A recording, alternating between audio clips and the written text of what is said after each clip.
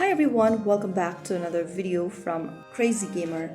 Today in this episode we are going to be learning how to change language setting in Bully Anniversary Edition.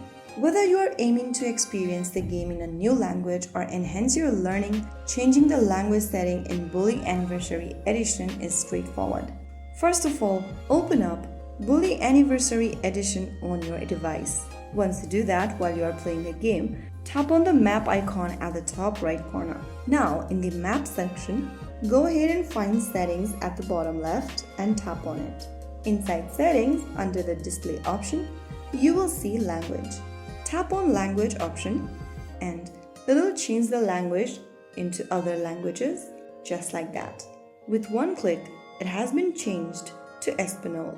If you press it again, you'll be able to change it into French.